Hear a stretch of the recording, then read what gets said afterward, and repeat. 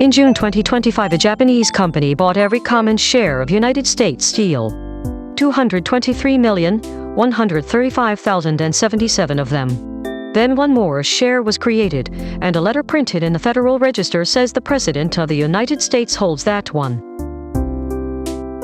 On the 20th of November, 2025, the White House sent a letter to the Senior Vice President and General Counsel of the United States Steel Corporation. 5 days later, the letter was printed in the Federal Register, where anyone can read it. It opens with a finding. Quote, American national security depends on the continued operation of the United States Steel Corporation and its various United States production facilities. End quote. Then it arrives at the sentence this film exists to explain. Quote, I, President Donald J. Trump, hold the Class G preferred stock, golden share in U.S. Steel. End quote. The holding is 1 share. The letter then staffs that share like an office. The Under Secretary of Commerce for International Trade, William Kimmett, is designated to exercise the consent rights written into Article 4B, Section 7 of the company's 6th amended and restated Certificate of Incorporation. David Shapiro, Chief Counsel of the Commerce Department's Investment Accelerator, is appointed the government's director on the company's board under Section 4 of the same article. Their terms are measured in neither years nor elections. Quote, unless I direct otherwise, these designations shall last for as long as Under Secretary Kimmett and Mr. Shapiro are employees of the United States government. End quote. This series asks 6 questions of everything on an American shelf. Where it was born, where it is incorporated, where the head office is, who owns the shares, where the factories are, who signs the paycheck. Steel is not on the shelf, strictly. It is what the shelf is bolted to.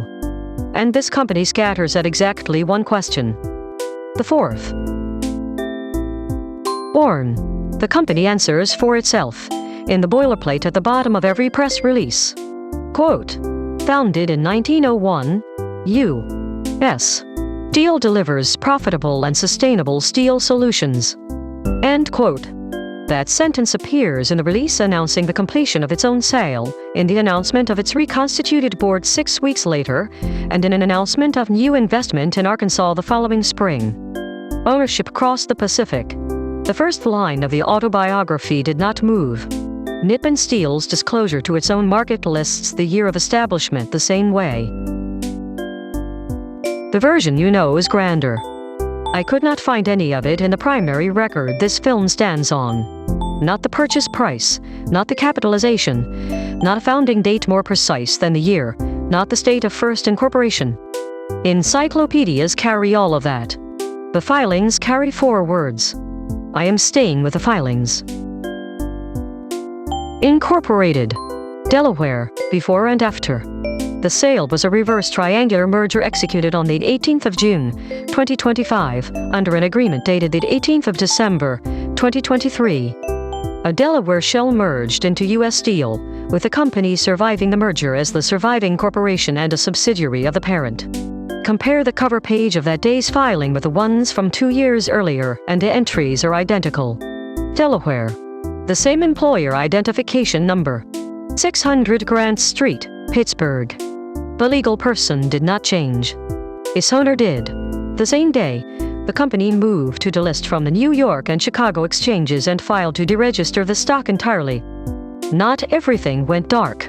Bonds maturing in 2029 and 2037 survive, and the filing spells out how their holders keep receiving financial statements. But the ticker was done.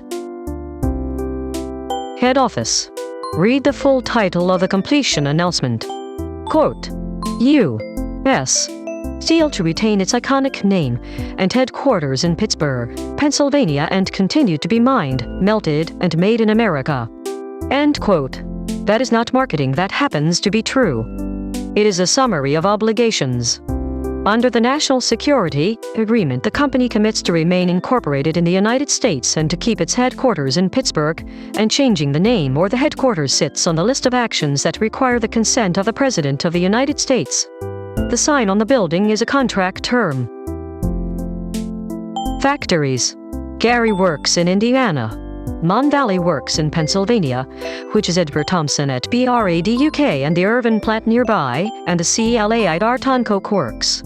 Granite City in Illinois, Big River Steel in Ocala, Arkansas, the Young Electric arc side of the house. Fairfield Tubular in Alabama, Iron Ore in Minnesota, and one plant that is not American at all. U.S. GLKOH Sheets A in Slovakia.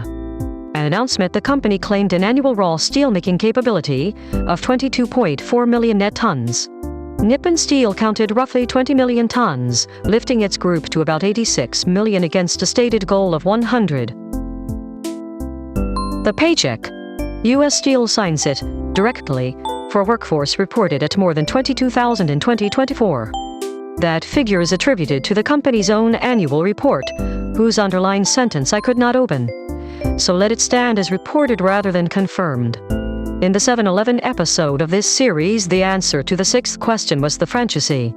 Here there is no franchisee, no agency, no intermediate employer at all, and the sale changed none of that. What it changed is stranger. The employer can no longer decide, alone, where the jobs live. Transfer of production or jobs outside the United States requires presidential consent, and so do certain decisions about closing or idling American plants. Shareholders were offered $55 in cash per share against a closing price of $39.33 on the 15th of December, 2023, a premium of 40%. The board approved unanimously on the 17th. The companies announced on the 18th. Handle the total with tongs, because the record contains three numbers and they are different things. An equity value of roughly $14.1 billion. Nippon Steel's own disclosure says $14,126 million, a figure that includes buying out options, restricted stock units and convertible notes. An enterprise value of $14.9 billion. And approximately $14.2 billion of total equity value in the completion filing. Write $15 billion and you have rounded three numbers into none of them. 5 months before the letter, every common share of U.S. Steel, 223,135,077 of them at the deal's counting date, had passed to Nippon Steel North America, Incorporated, a New York corporation, whose parent is Nippon Steel Corporation of Japan. The buyer owns all of the common stock. The president holds the one share it does not. Everything that matters about this transaction hangs between those two sentences, and all of it, unusually for a story about power, is in writing.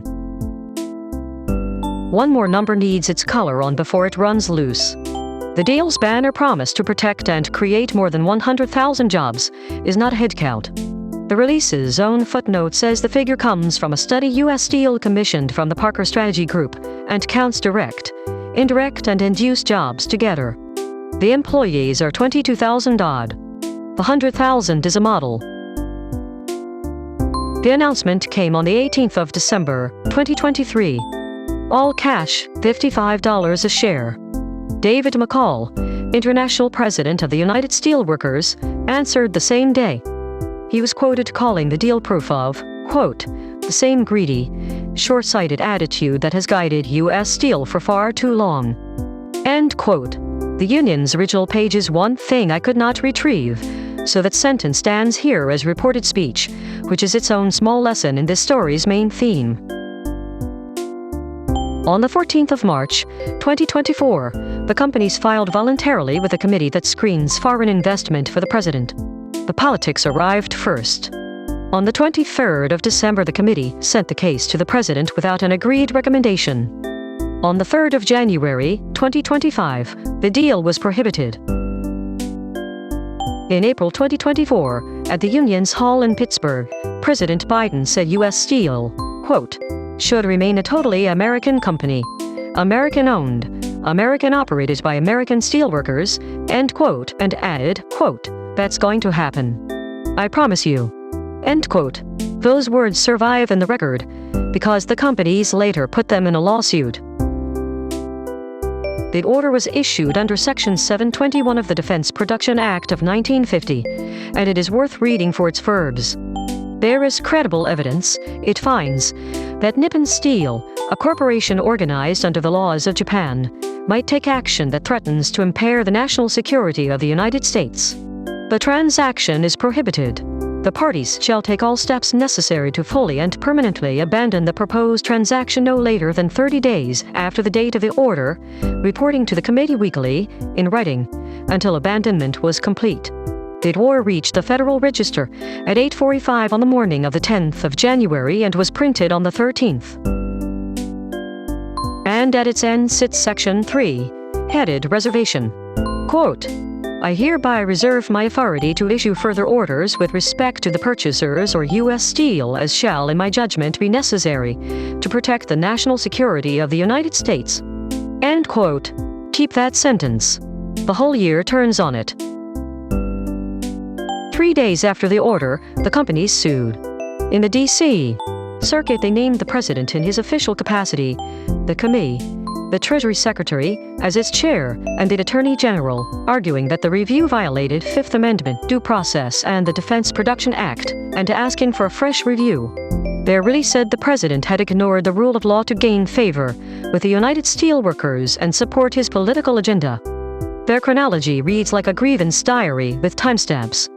A 17-page letter on the Saturday afternoon of Labor Day weekend, with 1 business day to answer, against a customary 3. 9 days before the deadline, another Saturday, another letter, 27 pages. The companies submitted 4 successive drafts of a security agreement. The 4th, on the 30th of December, offered to keep production capacity in 5 states for 10 years absent the committee's approval, to admit an observer to board meetings, and to guarantee the company's ability to bring trade cases. To the 4th draft, they say, no answer ever came. The second suit, in federal court in western Pennsylvania, named the rival bidder Cleveland Cliffs, its chief executive Lourenco Goncalves, and McCall, alleging Sherman Act violations, racketeering and tortious interference, and it quoted each man against himself. McCall, in a February 2024 interview, quote, I want to kill this deal. End quote. Goncalves, quote, this is not going to be a process. SIFES is just cover for a president to kill a deal. End quote. How either case finally ended, I could not establish from primary documents. The last confirmed step is a 60-day pause of the first suit in April 2025.